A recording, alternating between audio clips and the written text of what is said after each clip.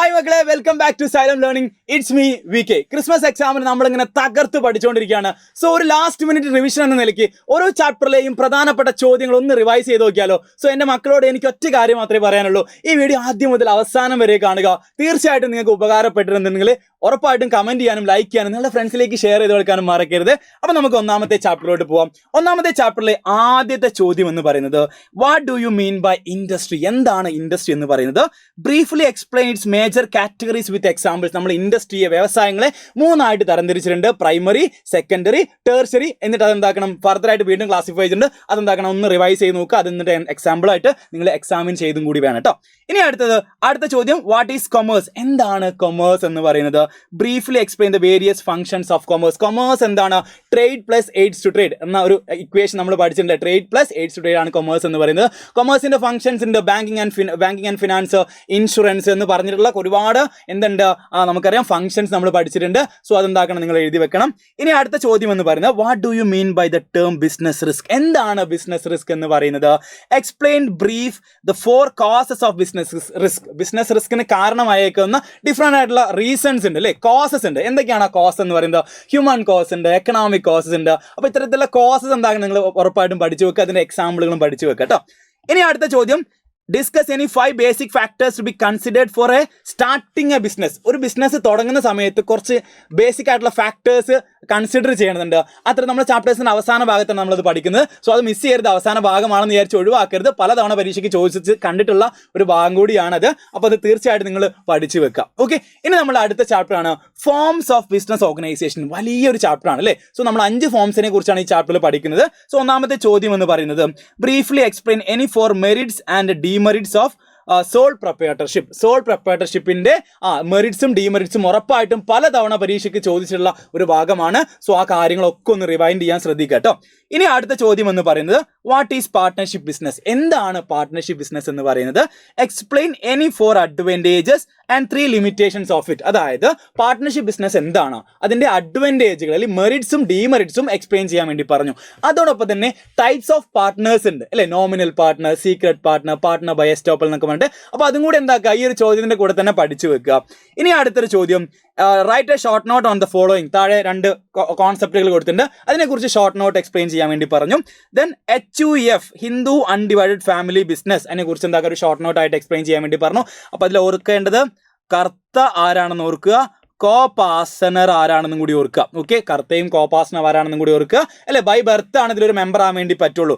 ഇനി partnership deed എന്താണ്? Terms and conditions ആണ്. ഒരു പാർട്ട്ണർഷിപ്പിലെ ടേംസ് ആൻഡ് കണ്ടീഷൻസ് ആണ് എന്തിലുണ്ടാവുക, പാർട്ട്ണർഷിപ്പ് ഡീഡിൽ ഉണ്ടാവുക. സോ അത് കൃത്യമായിട്ട് നിങ്ങൾ പഠിച്ചു വെക്കുക. അടുത്ത ചോദ്യം എന്ന് പറയുന്നത് explain any features of joint stock company. John stock company artificial person ആണെന്നൊക്കെ നമ്മൾ പഠിച്ചു വെച്ചിട്ടുണ്ട്. സോ ജോൺ സ്റ്റോക്ക് കമ്പനിയിൽ 2 ടൈപ്സ് ഉണ്ട്. ഏതൊക്കെയാ? പബ്ലിക് കമ്പനി ഉണ്ട്, അതേപോലെ തന്നെ പ്രൈവറ്റ് കമ്പനി ഉണ്ട്. അവർ തമ്മിലുള്ള ഡിഫറൻസും ഒന്ന് കണക്ട് ചെയ്തുകൊണ്ട് പഠിച്ചു വെക്കുക. Then next question, it is A voluntary association of person who join together with the motive of welfare of the members. ഇവിടെ ഒരു കീവേഡ് ഉണ്ട്, വെൽഫെയർ ഓഫ് ദി മെമ്പേഴ്സ് അല്ലേ. വെൽഫെയർ ഓഫ് ദി മെമ്പേഴ്സ് എന്ന് പറഞ്ഞാൽ ഉറപ്പിച്ചോളണം, അത് കോപ്പറേറ്റീവ് സൊസൈറ്റി ആണ്. അപ്പോൾ ഇവിടെ പറയുന്ന കോൺസെപ്റ്റ് ഏതാണ്? കോപ്പറേറ്റീവ് സൊസൈറ്റിനെ കുറിച്ചുള്ളതാണ്. സോ ചോദ്യം ഇതാണ്, റെഫേർഡ് എബോ. ഇവിടെ ഏതാണ് ഇവിടെ മെൻഷൻ ചെയ്തിട്ടുള്ളത്? അതിന്റെ any 3 features and 4 merits of this form of business. ഇതിന്റെ ഏതെങ്കിലും 3 ഫീച്ചേഴ്സും 4 മെറിറ്റ്സും എന്താക്കാൻ വേണ്ടി പറഞ്ഞു?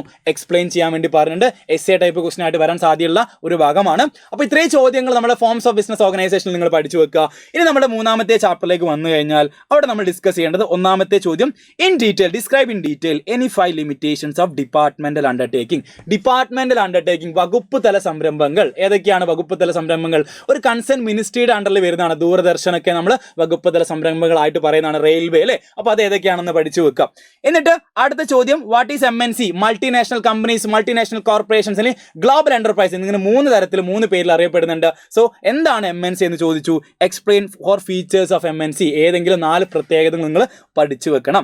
ദെൻ അടുത്ത ചോദ്യം എന്ന് പറയുന്നത് the form of public sector enterprises that is constituted as an autonomous unit by an act of parliament. ഇവിടെ ഒരു കീവേഡും കൂടി ശ്രദ്ധിക്കണം, by the by an act of parliament എന്ന് പറഞ്ഞാൽ ഉറപ്പിച്ചേക്കണം അത് സ്റ്റാറ്റ്യൂട്ടറി കോർപ്പറേഷൻസ് ആണ്. സ്റ്റാറ്റ്യൂട്ടറി കോർപ്പറേഷൻ എന്ന് വിളിക്കുന്ന മറ്റൊരു പേരുണ്ട് പബ്ലിക് കോർപ്പറേഷൻ എന്ന് പറയാറുണ്ട്. സോ അതിന്റെ എന്ത് എക്സ്പ്ലെയിൻ ചെയ്യാൻ വേണ്ടി പറഞ്ഞു, 4 ഫീച്ചേഴ്സ് എക്സ്പ്ലെയിൻ ചെയ്യാനാണ് പറഞ്ഞിട്ടുള്ളത്. സോ ആ കാര്യം കൂടെ ഒന്ന് ഓർത്ത് വെക്കണേ.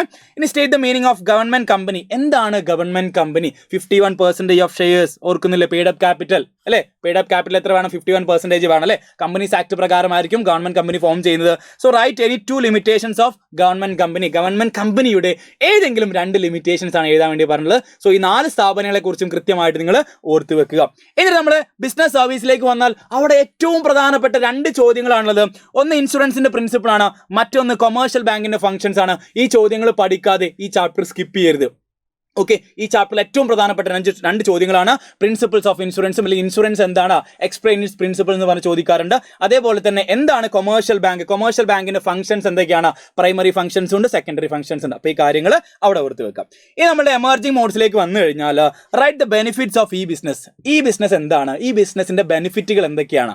ഇനി അതോടൊപ്പം തന്നെ ട്രഡീഷണൽ ബിസിനസ്സും ഈ ബിസിനസ്സും തമ്മിലുള്ള ഡിഫറൻസ് എക്സ്പ്ലെയിൻ ചെയ്യാൻ പലതവണ പരീക്ഷയ്ക്ക് ചോദിച്ചിട്ടുള്ളതാണ്. സോ ആ കാര്യം കൂടി ഓർത്ത് വെക്കാം. ഇനി ഇവിടെ ഒരു 1 മാർക്കിന്റെ ചോദ്യം കൊടുത്തിട്ടുണ്ട്.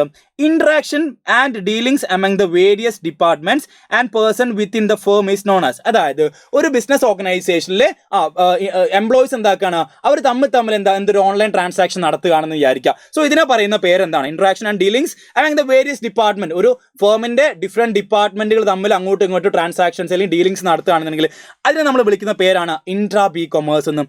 സോ സ്കോപ്പ് ഓഫ് ഈ ബിസിനസ് നിർബന്ധമായിട്ടും നിങ്ങൾ പഠിച്ചു വെക്കുക. മാച്ച് ദ ഫോളോയിങ് ആയിട്ടൊക്കെ ചോദിക്കാറുണ്ട്. സോ സ്കോപ്പ് ഓഫ് ഈ ബിസിനസ് മറ്റൊരു ഇമ്പോർട്ടൻ്റ് ആയിട്ടുള്ള എമർജിംഗ് മോഡ്സിൽ മറ്റൊരു ഇമ്പോർട്ടൻ്റ് ആയിട്ട് നിങ്ങൾ പഠിച്ചു വെക്കേണ്ട ഒരു ടോപ്പിക്കാണ്. ഇനി നമ്മുടെ 6ാമത്തെ ചാപ്റ്ററിലേക്ക് വന്നു കഴിഞ്ഞാൽ social responsibility of business and business ethics എന്ന ചാപ്റ്ററിൽ നമുക്ക് 1ാമത്തെ ചോദ്യത്തിലോട്ട് നോക്കാം. A business organisation must be responsible to different interested group. ഒരു ബിസിനസ് ഓർഗനൈസേഷൻ എന്ന നിലയ്ക്ക് അവർ ഓരോ ഇൻഡിവിജ്വൽ ഗ്രൂപ്പിനോടും കൃത്യമായിട്ടുള്ള റെസ്പോൺസിബിൾ ആവേണ്ടതുണ്ട് അല്ലേ? So how the business imparts its responsibility to various interested group. Social responsibility to different interested group എന്ന് പറഞ്ഞ് നമ്മൾ പഠിച്ചു വെച്ചിട്ടുണ്ട്. എംപ്ലോയീസിനോട്, ഗവൺമെന്റിനോട്, കമ്മ്യൂണിറ്റിയോട്, ഓണേഴ്സിനോട്, ഇങ്ങനെ ഡിഫറെന്റ് കാറ്റഗറി ഉണ്ട് അല്ലേ? സോ അത് ഏതൊക്കെയാണെന്ന് പഠിച്ചു വെക്കുക. അതൊരു മാച്ച് ദ ഫോളോയിങ് ആയിട്ട് ചോദിക്കാൻ സാധ്യതയുണ്ട്. ദെൻ അടുത്ത ചോദ്യം, there are various arguments for and against അല്ലെ? സോഷ്യൽ റെസ്പോൺസിബിലിറ്റിക്ക് അഗെയിൻസ്റ്റ് ആയിട്ട് നിൽക്കുന്ന കുറച്ച് ആർഗ്യുമെന്റ്സ് ഉണ്ട്, അല്ലെങ്കിൽ ഫേവർ ആയിട്ട് നിൽക്കുന്ന കുറച്ച് ആർഗ്യുമെന്റ്സ് ഉണ്ട്. അത് കഴിഞ്ഞ തവണ മാർച്ചിൽ പബ്ലിക് എക്സാമിനൊക്കെ വരെ ചോദിച്ചുള്ള ചോദ്യമാണ്. സോ അത് നിങ്ങൾ ഇമ്പോർട്ടൻ്റ് ആയിട്ട് പഠിച്ചു വെക്കാം.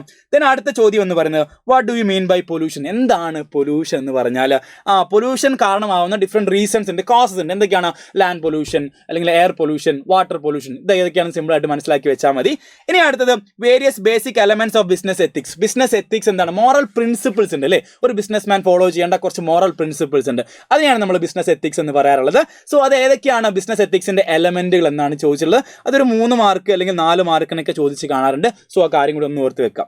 ഇനി നമ്മുടെ 7ാമത്തെ ചാപ്റ്റർ ആയിട്ടുള്ള ഫോർമേഷൻ ഓഫ് എ കമ്പനി. ഒരു കമ്പനി ഫോർമേഷൻ എന്തൊക്കെ കാര്യങ്ങളാണ് വേണ്ടത് എന്നാണ് അവിടെ പറയുന്നത്. സോ 1ാമത്തെ ചോദ്യം എന്ന് പറയുന്നത് formation of a company involves various steps, give A detailed description of these steps. അതായത് കമ്പനി ഫോർമേഷൻ ആദ്യത്തെ സ്റ്റെപ്പ് ആയിട്ടുള്ള ഫോർമേഷൻ മുതൽ കമൻസ്മെന്റ് ഓഫ് ബിസിനസ് വരെ 4 സ്റ്റേജസ് ആണുള്ളത്. സോ ആ 4 സ്റ്റേജസും ബ്രീഫ് ആയിട്ട് ഒന്ന് എക്സ്പ്ലെയിൻ ചെയ്തേക്കാം.